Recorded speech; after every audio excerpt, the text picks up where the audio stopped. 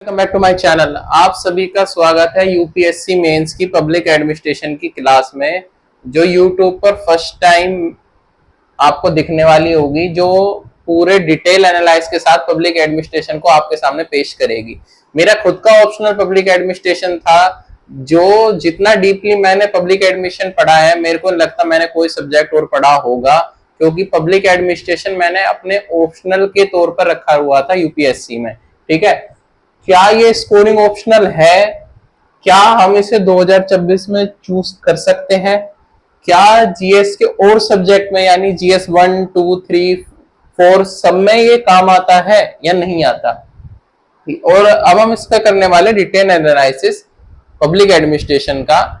मेरे हिसाब से लगता नहीं अभी तक किसी ने यूट्यूब पे डिटेल एनालिसिस का इतना किया होगा। स्टार्ट करते हैं। सबसे पहली चीज जो आपको देखनी है वो सिलेबस देखनी है।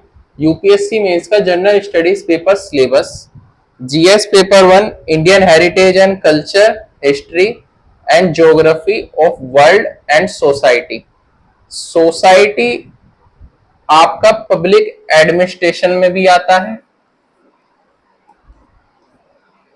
पब्लिक एडमिनिस्ट्रेशन में भी आता है। ठीक है, फर्स्ट में पब्लिक एडमिनिस्ट्रेशन काम आता है। Governance, constitution, polity, social justice, यहां तक पूरा का पूरा आपका जीएस 2 में पब्लिक एडमिनिस्ट्रेशन काम आता है। क्यों? क्योंकि वो पॉलिटी एंड गवर्नेंस से ही अलग हुआ सब्जेक्ट है पब्लिक एड। पहले पब्लिक एड और पॉलिटिकल साइंस और ये सब साथ में पढ़ा करते थे। अब पब्लिक एड जो है अलग सब्जेक्ट बन गया था, पॉलिटी से ही हटकर। तो थिंकर हुए आपका, पॉलिटी सोसाइटीज हुई, या फिर आपकी गवर्नेंस हुई, सोशल जस्टिस हुआ, ये सब आपका जो है पब्लिक एडमिनिस्ट्रेशन में भी देखने को मिलता है। क्यों? क्योंकि उसमें आपके दो पेपर आते हैं, एक तो एडमिनिस्ट्रेशन का आता है और एक आपका इंडियन एडमिनिस्ट्रेशन का आता है। ठीक है, GS paper 2 technology, economic development, biodiversity, environment, security and disaster management. Disaster management भी आपका पब्लिक एड में क्वेश्चन दिख जाते हैं। डिजास्टर मैनेजमेंट से कि आप मैनेजमेंट कैसे करेंगे। ठीक है, इकोनॉमी आपका, इकोनॉमी से भी आपका पीएसयू से, पब्लिक अंडरटेकिंग से भी क्वेश्चन दिख जाते हैं आपके पब्लिक एडमिनिस्ट्रेशन में। सिलेबस का जो पार्ट है उसके तौर पे मैं बता रहा हूँ। ठीक है, तो आपका थर्ड में भी कहीं ना कहीं काम आ ही जाता है। एथिक्स, इंटीग्रिटी एंड एप्टीट्यूड, इसमें तो बहुत ज्यादा काम आएगा पब्लिक एडमिनिस्ट्रेशन, क्योंकि पब्लिक एडमिनिस्ट्रेशन का काम ही है इंडियन एडमिनिस्ट्रेशन। सेकंड पेपर जो है आपका इंडियन एडमिनिस्ट्रेशन। ठीक है, ये तो आपको इंटीग्रिटी, इथिक्स, ये तो आपके पब्लिक एड में काम आने ही आने। जैसा कि आप देख सकते हैं, फर्स्ट में भी, सेकंड में भी, थर्ड में भी, फोर्थ में भी आपकी जो पब्लिक एडमिनिस्ट्रेशन की स्टडी है वो आपके चारों पेपर में कहीं ना कहीं आपको 4 से 5 क्वेश्चन में काम आनी ही आनी है। तो आपके इनके लिए तो स्कोरिंग हुआ वो इनके लिए तो स्कोरिंग हुआ। अगर जो आप सोसाइटी पढ़ रहे हैं अच्छे से, तो आप फिर भी आपको पब्लिक एडमिनिस्ट्रेशन की जानकारी होती है। Constitution, governance, social justice, policy making, ये भी आपके पब्लिक एडमिनिस्ट्रेशन के सब्जेक्ट है। तो मतलब कुल मिला के हम देखें तो आपका public administration first, GS first में आपको 25 प्लस तक नंबर लेके जा सकता है। 2 में आपके 35 प्लस लेके जा सकता है, क्योंकि वो पॉलिटिक्स से ही रिलेटेड सब्जेक्ट है। उसमें भी आपको थिंकर पढ़ने पड़ेंगे, उसमें भी आपको थिंकर पढ़ने पड़ेंगे। ठीक है,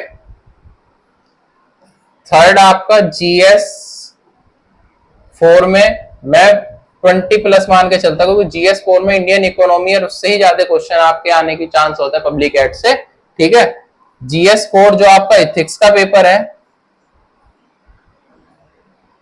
उसमें आप 30 प्लस मान के चले, क्योंकि वो सोसाइटी, इंटीग्रिटी और इससे ही आपका बनता है। अब आप यूं देखें, ये जो आपके टोटल नंबर है, अगर जो आप अपना पब्लिक एडमिनिस्ट्रेशन ऑप्शनल लेकर चलते हैं तो आप अदर सब्जेक्ट में भी स्कोर कर सकते हैं।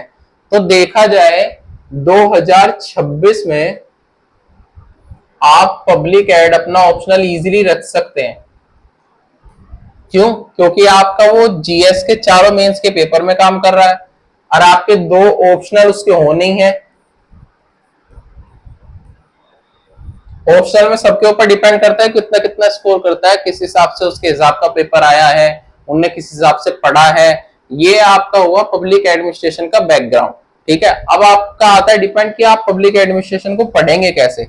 पब्लिक एडमिनिस्ट्रेशन को पढ़ने का सबसे जो इजी में वे मैं आपको बताऊं,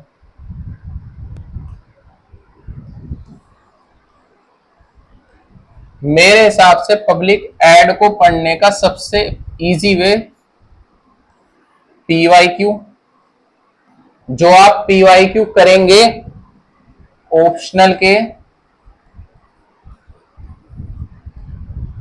1 और 2 के, उन पीवाईक्यू के जब आप आंसर लिखेंगे या किसी की हेल्प से लिखेंगे या मॉडल आंसर लेके लिखेंगे, तो मैक्सिमम 50% आपका पब्लिक एड ये रेडी कर देंगे। अगर जो आप ईमानदारी से पब्लिक एड के पिछले 10 इयर्स के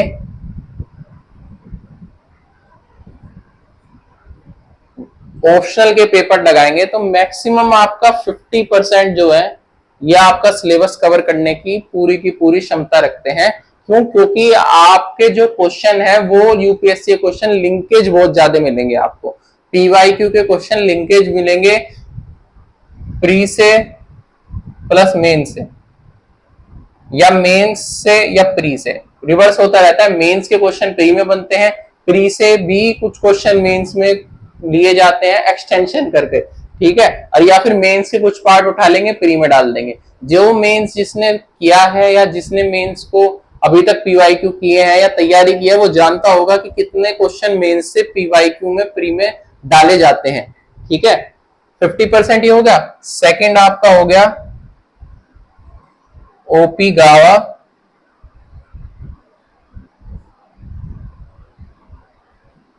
और बीएल फाड़िया। ओपी गावा बीएल फाड़िया, ये दो जो बुक है ये आपके लिए बहुत इंपॉर्टेंट है पीएसआईआर ऑप्शनल के लिए प्लस पब्लिक एड ऑप्शनल के लिए। दोनों ऑप्शनल के लिए इतनी इंपॉर्टेंट बुक्स हैं जितनी आपकी पब्लिक और पीएसआईआर के लिए हैं, यही इतनी आपकी जीएस2 के लिए है।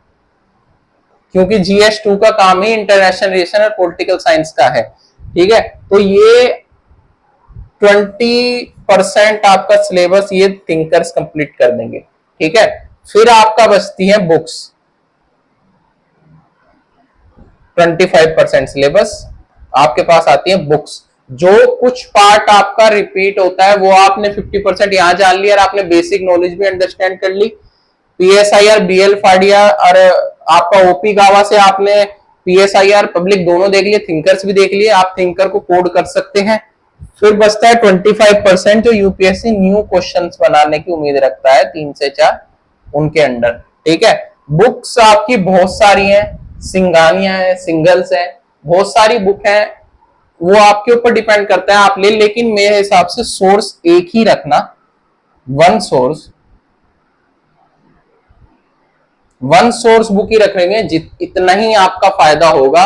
क्यों? क्योंकि आप ज्यादा बुक्स में इलझने की कोशिश करेंगे उतना ही ज्यादा आपकी थिंकिंग जो है लो होगी। क्योंकि आप सोचेंगे मैं ये सोर्स भी पढ़ लूं, ये सोर्स भी पढ़ लूं, आपको ना ये सोर्स समझ में आएगा ना ये सोर्स समझ में आएगा। इसको पढ़ेंगे, इसको भूल जाएंगे, इसको भूलेंगे, इसको पढ़ेंगे, इस तरीके से आप बार बार घूमते रहोगे और उसी साइकिल में फंस के रह जाओगे। इसलिए मिनिमम सोर्स रखना, एक ही बुक रखना, और ओपी गावा बीएल फाड़िया ये आप जरूर ले लेना क्योंकि ये तो आपकी बहुत ही इंपॉर्टेंट है। जिसका पीएसआईआर करना है उसके लिए भी, पब्लिक एड करना है उसके लिए भी, जीएस2 करना है उसके लिए भी। क्योंकि थिंकर्स जितने आप कोड करेंगे, मैक्सिमम बच्चा मैं देखूं आपका जो 150 का क्वेश्चन होता है वो 10 नंबर का है।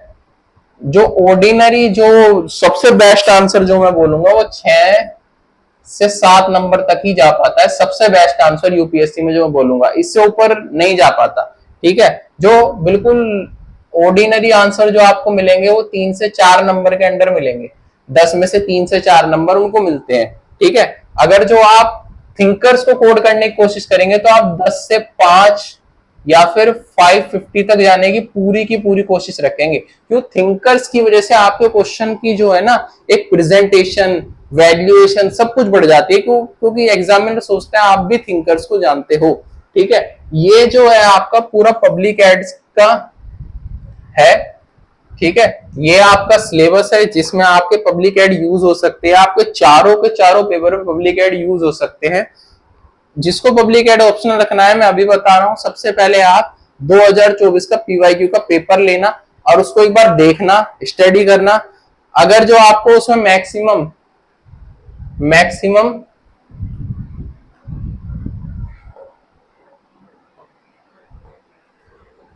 10 टू 12 क्वेश्चन आपको लग रहे हैं ना कि हाँ मैं कुछ इनमें लिख सकता हूं, तो आप पब्लिक एडमिनिस्ट्रेशन ले सकते हो।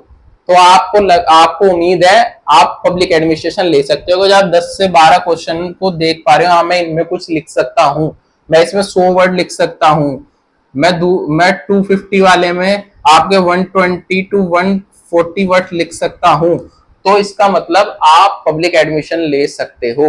आप पब्लिक एडमिनिस्ट्रेशन की थोड़ी बहुत नॉलेज रखते हो, आप सोसाइटी की नॉलेज रखते हो, आप एडमिनिस्ट्रेशन की नॉलेज रखते हो। ठीक है, ये चीज जो है मैं आपको क्लियर कर दी है। और कुछ आपके पास डाउट जो हो रह गया हो वो मेरे को कमेंट सेक्शन में जरूर बताना। ये सेशन यहीं तक था। ठीक है।